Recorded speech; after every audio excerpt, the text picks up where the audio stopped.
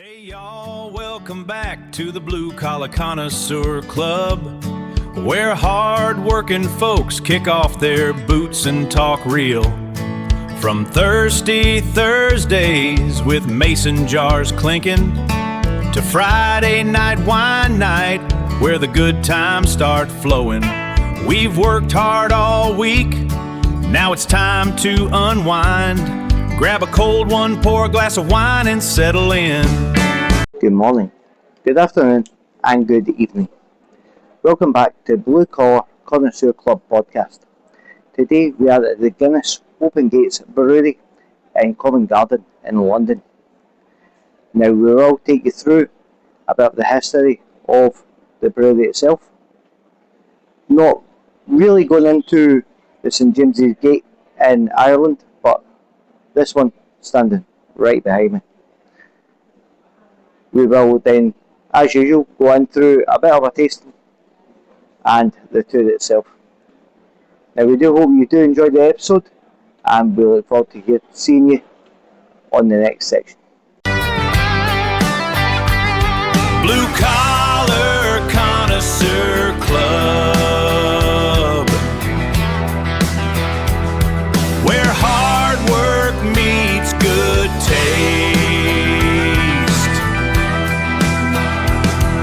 We'll be right back after this pour.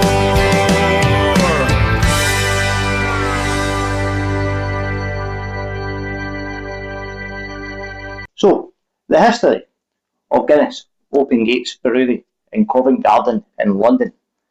Now Guinness Open Gate Brewery, London, brings brewing back to the heart of the city.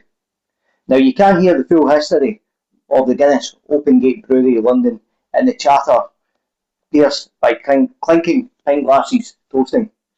It's a continuation of a brewing story that started here way back in the 1700s. Now it stands on what was once Combe & Co, which was an 18th century brewing powerhouse. Combe & Co was the central figure in Covent Garden's booming brewing district, which exploded in the wake of the newfound porter beer, a brewing revolution which played an integral role in the Guinness story itself. Now, founder Arthur Guinness originally had his sights set on brewing ale until the London porter began making a mark on Dublin. Inspired by the new tipple, Arthur set to work on his own version of the porter at St James's Gate, experimenting until he struck upon the Guinness recipe we know and love today. Soon enough, pints of the black stuff were served up beside London's porters, as imports to the UK started in 1796. Later down the line in 1901, Guinness Extra Stout was bottled right here on the site under the Combe, Watley and Reed. Now, the first reference to a brewhouse in Woodyard, Longacre, can be found way back in December 1719. Amongst the column inches of old newspapers, and that's where our story begins. John Shankly, a freeman of Brewers Company and timber merchant, founded the small brewhouse on a former timber yard, suitably called Woodyard. After his death in 1722, a series of successors took the brewery to greater heights. First his son, then a former clerk named William Guilford, who reportedly died immensely rich in 1762. By the end of the century, the brewery was rolling out 81,000 barrels annually under the control of Guilford's widow Anne. Now Woodyard was sold to a partnership including the well-known merchant Harvey Christian Combe in 1787 under the new name Combe & Co, and its owners quick-witted business acumen, The brewery became a staple of London's porter and brewing boom.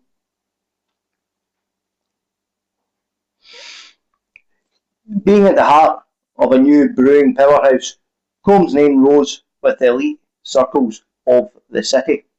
He was elected sheriff, alderman and Lord Mayor of London in 1790. Around the same time, Combs' famous Royal Brewhouse dinners hosted on site became the stuff of legend. On tablecloths made of hop sacks, cuts of the finest steak were served sizzling on malt stoves to royalty. Dukes and Whig politicians. Combs' brewing team used the fiery stokehouse of the brewery to cook up the feast.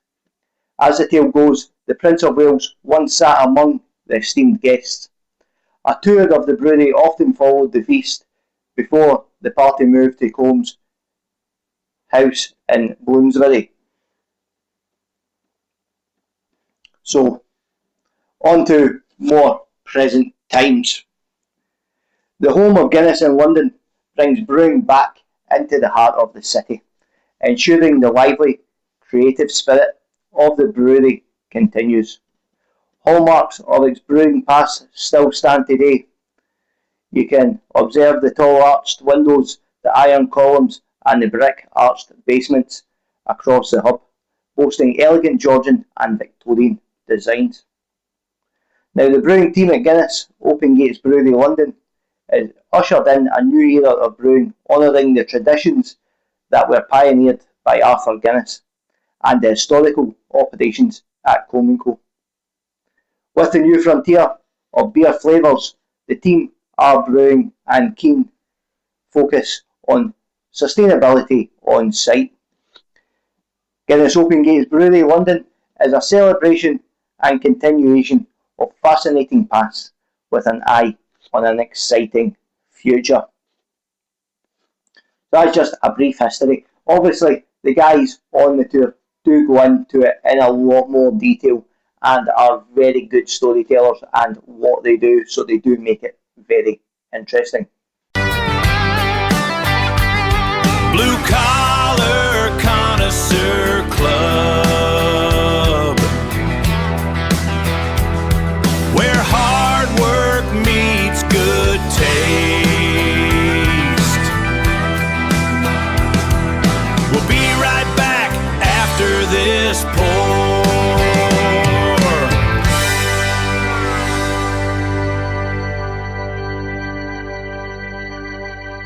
In Covent Garden in London, this Irish institution has a very unique brewery, the Open Gates Brewery from Guinness. Now inside this very beautiful, imposing building does stand a microbrewery by Guinness themselves. So when you do first enter the building, you are met with a very spacious and well-stocked shop with lots of information regarding the tours and different unique personalised gifts that you can get. Now this has got everything from clothing to glasses and every accessory you can think of, and it is very well laid out. Now just at the back of the shop you do then have the tour entrance, where you will receive your high-vis vest as you go round the distillery. Now from there you do go into a video room where it does give you some basic information regarding Guinness and what you will find on the tour from the brewery itself. Now from there you do then head down in the lift to the bottom floor, where it does actually have the brewery itself. So they do brew some craft ales within the brewery itself. And again, some of these will be seasonal IPAs and stuff like that as well, but we'll go into that in a little bit.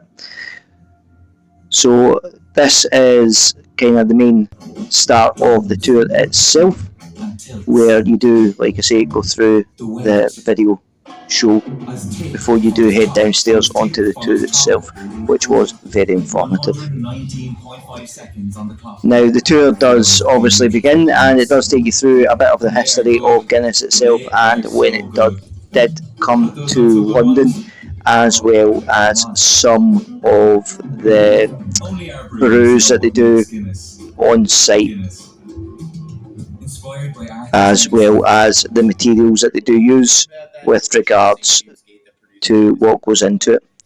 Now, this is the current list of what brewery stuff that they are producing at the moment, and as you can see, it is quite large and spacious and very bright as well.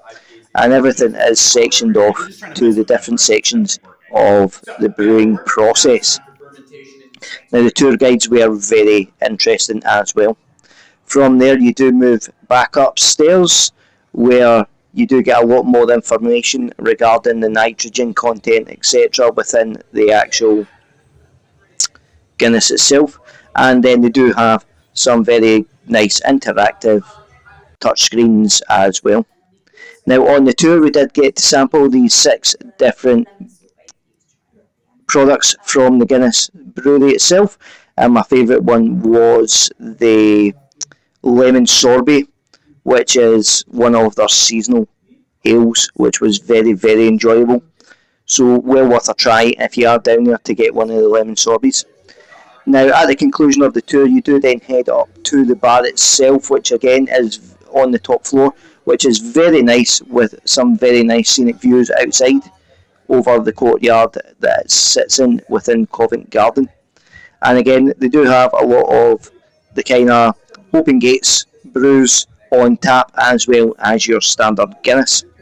Now, on the tour as well, you do also get to pour your own pint of Guinness under tuition at the back of the bar. As you can see me doing that here, probably, well, I got told I was actually not too bad at it at the time. Now, for slightly extra, you can then also get a picture put on a separate pint of Guinness, which was always good as well.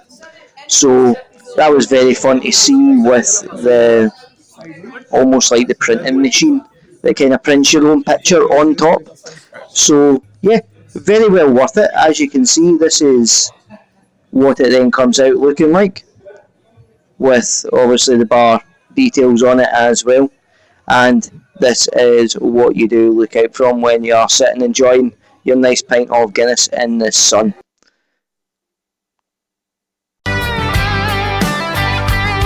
Blue Collar Connoisseur Club, where hard work meets good taste. We'll be right back after this pour.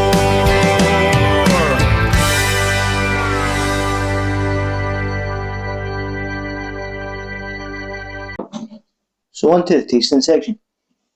Today we do have a can of Guinness Draft Stout, which is probably the standard Guinness. Now we do have our Guinness glass as well. Now, 2 reasons for the Guinness glass. One, they always look quite good, and they do normally have some quite nice designs. But also 2, if probably won't show up on the camera, but right at the bottom you can see some circles on the bottom of the glass. Now, these are designed on these glasses to help the nitrogen to rise and give you that nice creamy head.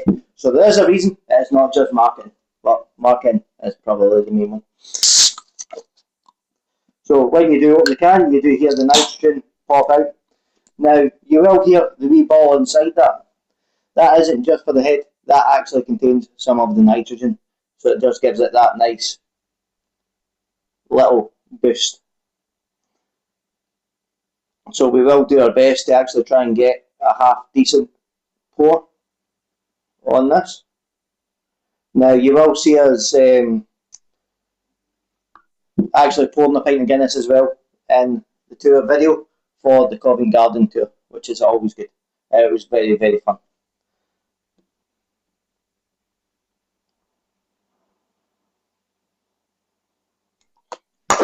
And I think I've actually done a not bad try there. Now, obviously, the can isn't quite a full pint, so that will make splitting the G a lot easier. So I'm not even going to try and take credit for that one. But as standard, we do have the Guinness Draft. Now, this is 1.8 UK units, which is about 154 calories per can. This comes in at a 440ml can and it's 4.1% volume. On the top it does say chill, open, pour and enjoy with the standard Guinness hop on the can. So, if you've not tried Guinness, it's not for everyone, but I do enjoy a nice cold pint of Guinness every now and again.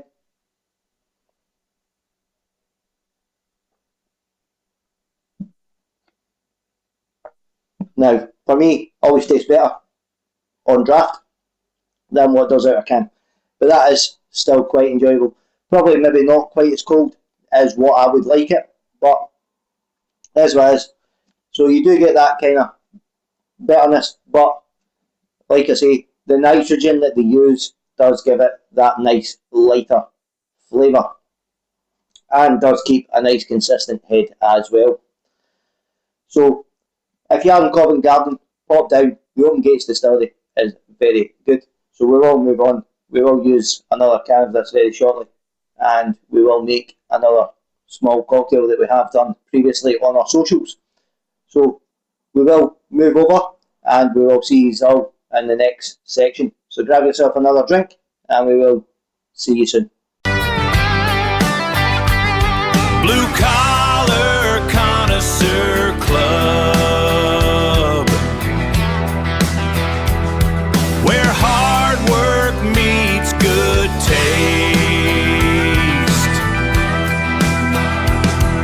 We'll be right back after this pour.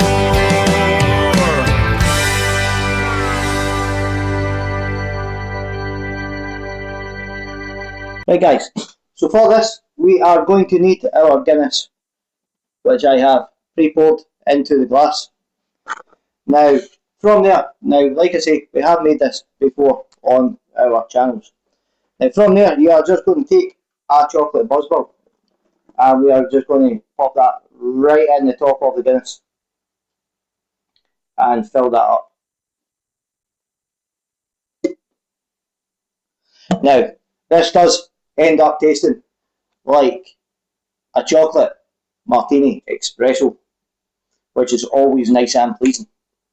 So it does make it a bit cloudier because of obviously the chocolate buzzball, but you still maintain that nice Guinness head. So this is a very simple cocktail and it does go down a hit as well, especially if you've got a couple of cans of Guinness that you're trying to get used up. So bottoms up.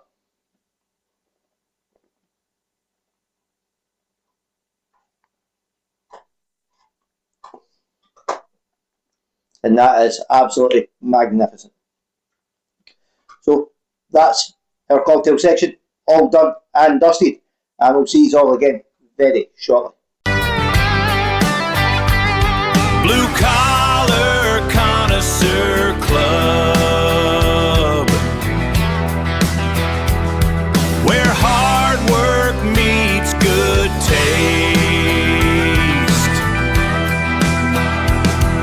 We'll be right back after this pour.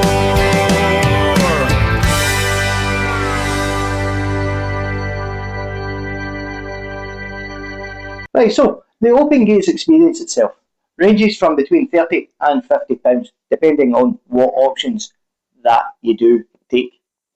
It does last 90 minutes and it does include a tasting flight at the end as well.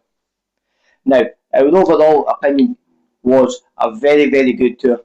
The weather on the day was absolutely fantastic, so we can't fault that. So it was nice to get in the nice air-conditioned building and get out that heat for just a wee while.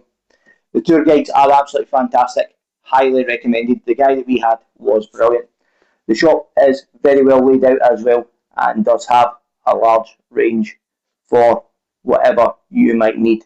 I did pick myself up some golf balls and golf tees as I do like to do, which are all Guinness branded as well. But yeah, So far, highly recommended.